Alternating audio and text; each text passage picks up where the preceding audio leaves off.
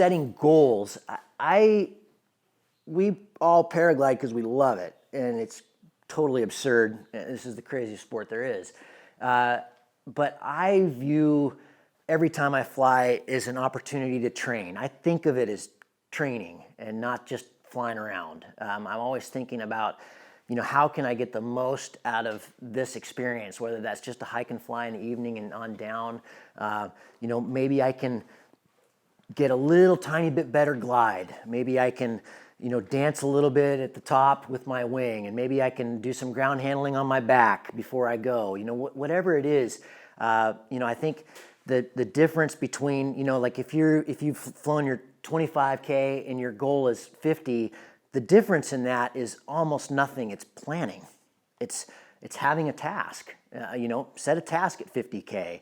If you're trying to get to 100, set a task at that, and start breaking all the little elements down in terms of identify your weaknesses. Like my weakness is I'm really good at reading weather and kind of doing things that end up making sense, especially in retrospectively, but I'm not very good with the techie part of it, like understanding meteo from a computer standpoint. I spent 13 years sailing around the world, so I understand how weather works and I can see it, but I need Bruce, my X-Alps supporter, to tell me what that says.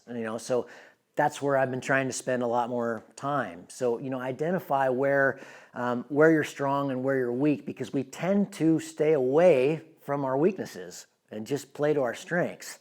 And that's not how you get good. You've got to be humble. I heard a lot of people here say, I'm not that good yet. That's awesome. That's a great start, understanding that I'm not either. The guys that I fly with at home are way better pilots than I am, so you find the mentors and set the goals and definitely fly with people that are better than you are. That helps a lot.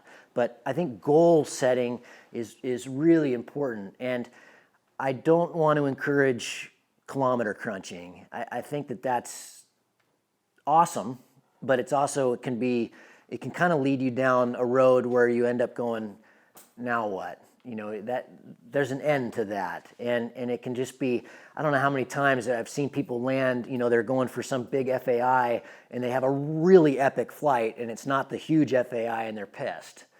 That's not why we fly. That doesn't make any sense to me. I think it's, I started getting a lot more pleasure. Like one of the things I think we're going to do today, for those of you who are up for it, is, rather than sending it on a huge day, we're going to do some top landing and stuff, and have a little course. And I think you'll find that that's really fun.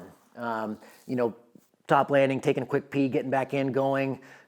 It's not necessarily all about kilometer crunching. That's a really fun game, but it can get you in trouble as well. And X Contest is great at pushing all of that, and it's an awesome resource. But just be careful about that. I think the more we can return to the whole first time we ever stepped off the hill is a really good thing.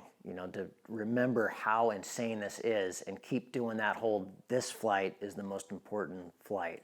I think that's really important. I dig that. That's a new concept to me, but I think that's really important, because I think it's easy for us to get, what's the word? Lost. Yeah, exactly. Lost, exactly.